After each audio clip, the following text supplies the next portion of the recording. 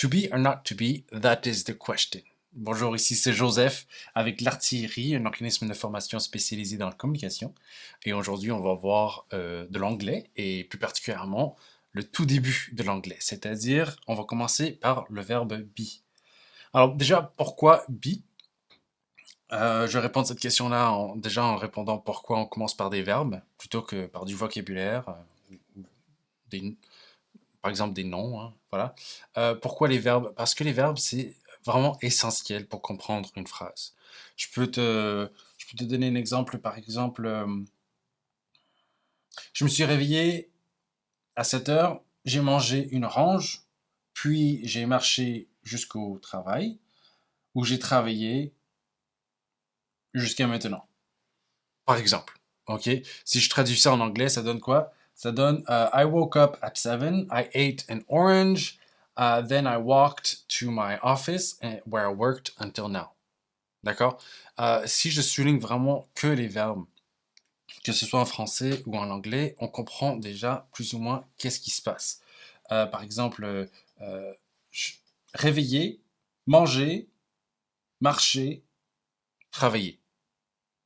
On comprend grosso modo quelle est l'idée de, de ce qui est dit. Donc, si on commence par les verbes, on comprend déjà une grande partie de ce qui est dit. Après, naturellement, avec les verbes, on apprend les sujets, c'est inévitable. Donc, je. Voilà. Et si on fait l'exercice inverse, c'est-à-dire qu'on commence, on se concentre seulement sur les noms, ça donne quoi? Ça donne 7 heures, orange, bureau, ce qui est pas du tout clair. Ça donne vraiment pas une idée de ce qui se passe. Ok. Bon, alors, commençons par le verbe be. Pourquoi le verbe be? Be est le verbe le plus utilisé dans la langue anglaise, notamment parce que c'est un auxiliaire. C'est quoi un auxiliaire? Euh, un exemple d'auxiliaire, par exemple, dans la phrase je me suis réveillé.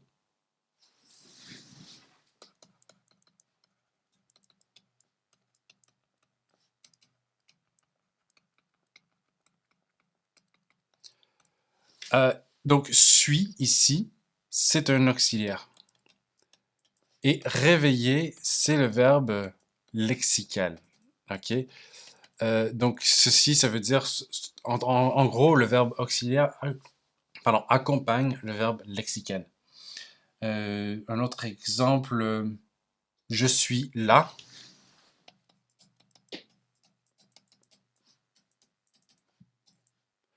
Suis ici n'est pas un verbe lexical. Je veux dire, n'est pas un verbe auxiliaire, c'est un verbe lexical. Ce qui veut dire que un verbe peut être de temps en temps auxiliaire, de temps en temps lexical. C'est le cas pour le verbe be. Be peut être un auxiliaire ou un lexical. Dans la phrase dans la phrase to be or not to be, c'est une phrase de Shakespeare. J'espère que tu connais. En tout cas, to be or not to be est traduit par être ou ne pas être. Dans ce cas-là, be est traduit par être.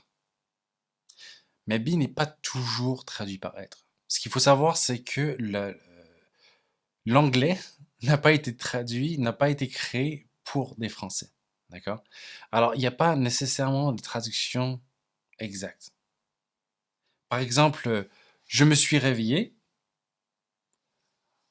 Dans la traduction que j'ai donnée juste avant, c'est I woke up.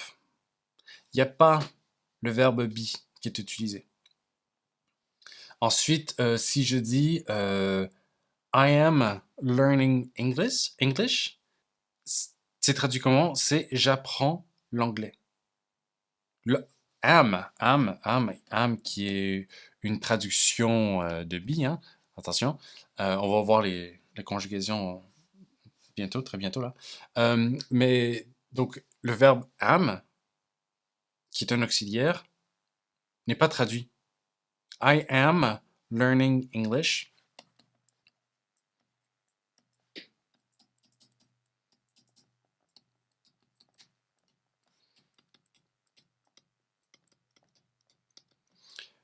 Est traduit par j'apprends. Hop là.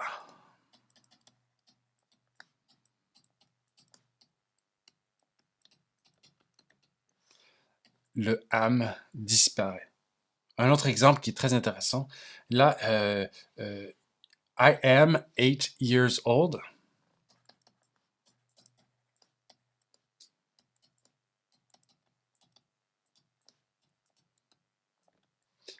Est traduit par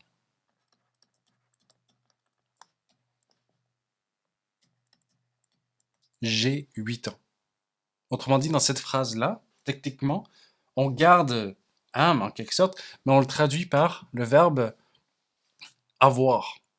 Donc parfois, be peut être traduit par le verbe avoir. Alors qu'en français, bien entendu, être et avoir sont deux verbes très différents.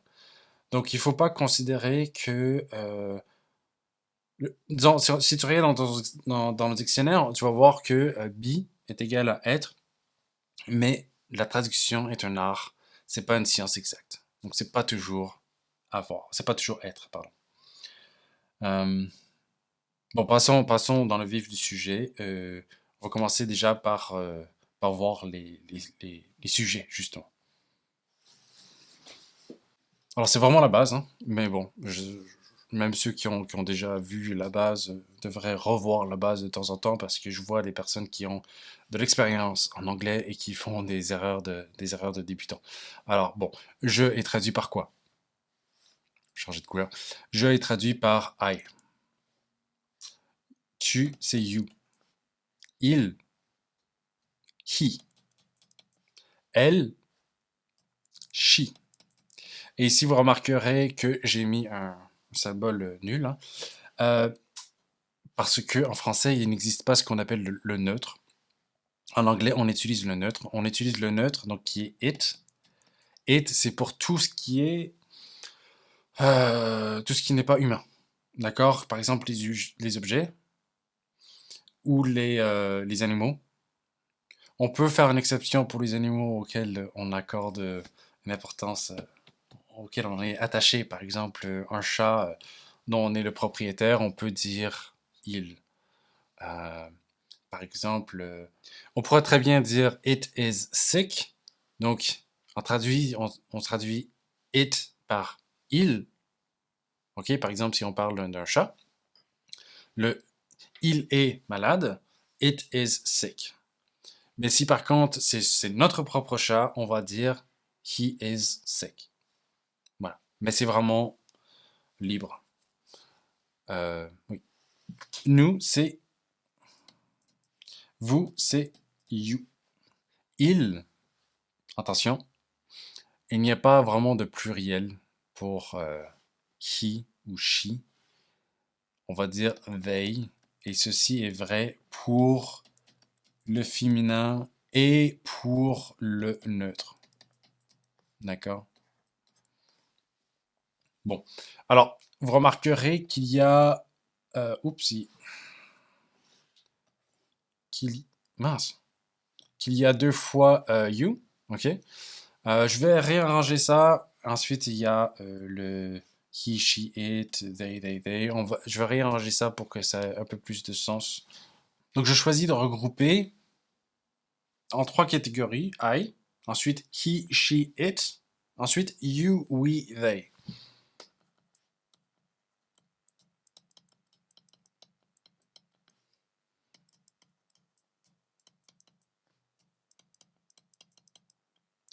Pourquoi? Parce que you, we, they, he, she, it et I, ben, ils ont des conjugaisons qui sont semblables. Donc là, ce que nous allons voir, c'est le verbe be, bien entendu, hein, au présent simple, à la forme affirmative, négative et interrogative. D'accord? I.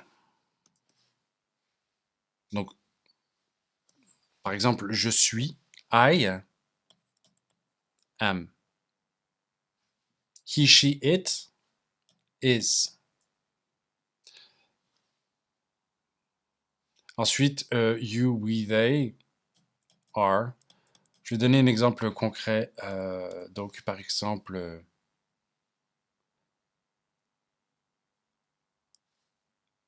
I am 8 years old.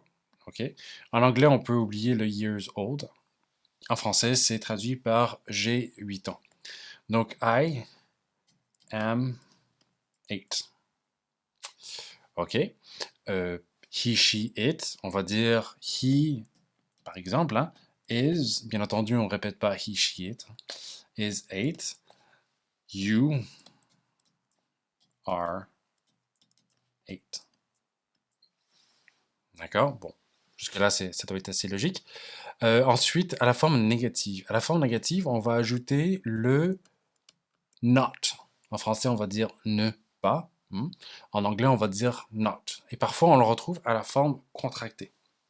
Voyons cela. Donc, I am not. He is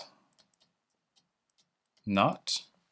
Ensuite, we are not. À la forme contractée, ça fera quoi? Pour le are,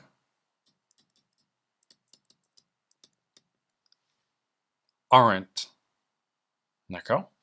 Pour le he, she, it, ça sera isn't. Donc, is plus n apostrophe t. OK?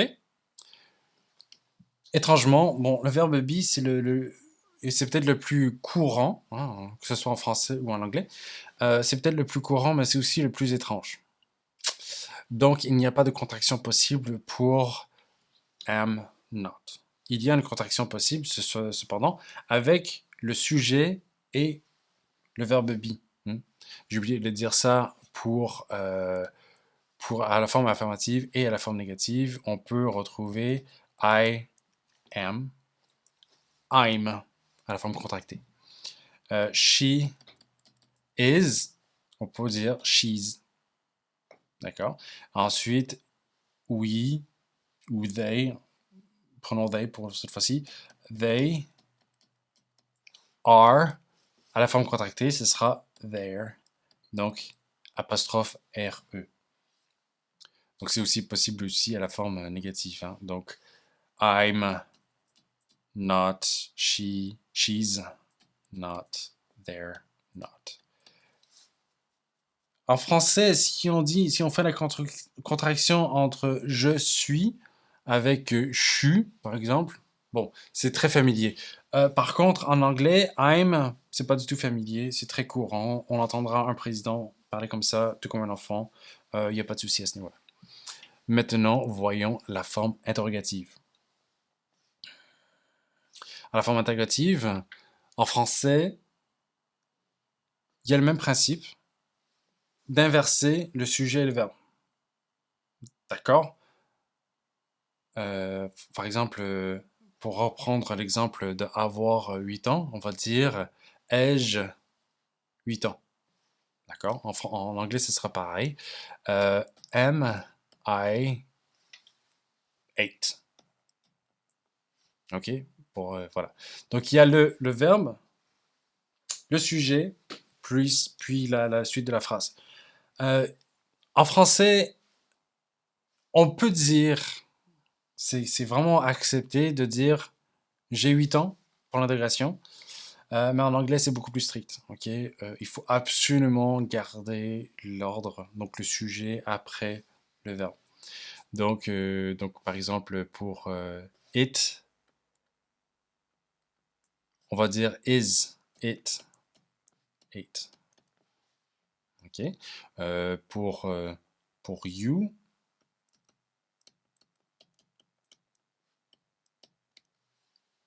ok? Voilà. Il y a aussi une autre forme. Mon tableau n'est pas assez grand pour ça.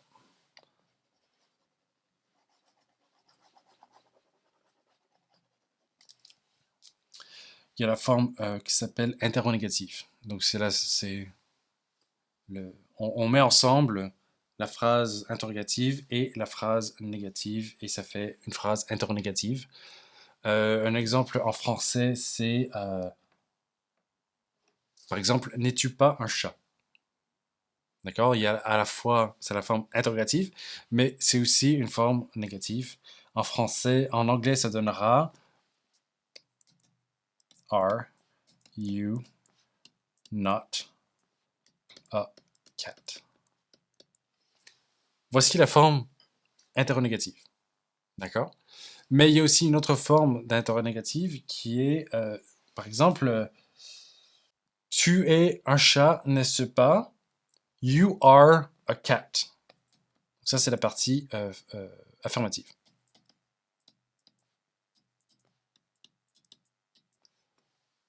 Et on conclut, virgule,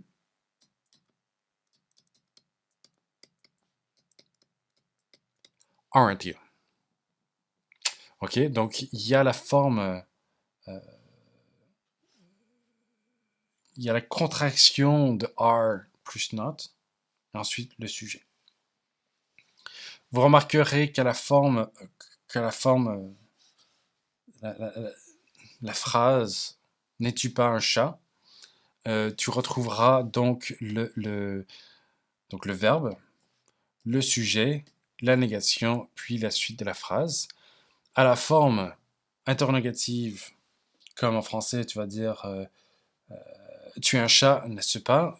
Tu as d'un côté la phrase affirmative, suivie du verbe plus la négation contractée, sujet. Voyons voir à quoi ça ressemble pour les différents sujets. Donc, I, he, she, it, you, we, they. Ok, donc ceci, il y a deux façons de faire. La première façon ici est plus formelle. Et la deuxième partie, elle est plus courante. Attention, je ne dis pas elle est informelle, elle est juste plus courante. D'accord? Donc, am I not? Pour I. Pour he, she, it, is she not? D'accord? Ensuite, pour are you not? Ok? Ah mince, j'ai mis i pour informel, mais je dis bien qu'elle est plus courante. Elle est plus courante, elle n'est pas informelle. Attention. Pour you, on va rester avec you. On va dire aren't you. Ok, donc ça, c'est ce qu'on a déjà vu ici. Hein. Et la forme contractée, on peut le retrouver à la fin de la phrase. Après une phrase affirmative, après un début affirmatif. Ok. Pour isn't it. Ok. Alors attention. Les principes sont globalement les mêmes pour les autres verbes, mais be, comme dit, c'est un des verbes les plus bizarres de la langue anglaise, tout comme en français. On va pas utiliser am. Ok, attention, pas de am. On va utiliser are pour I. Ok.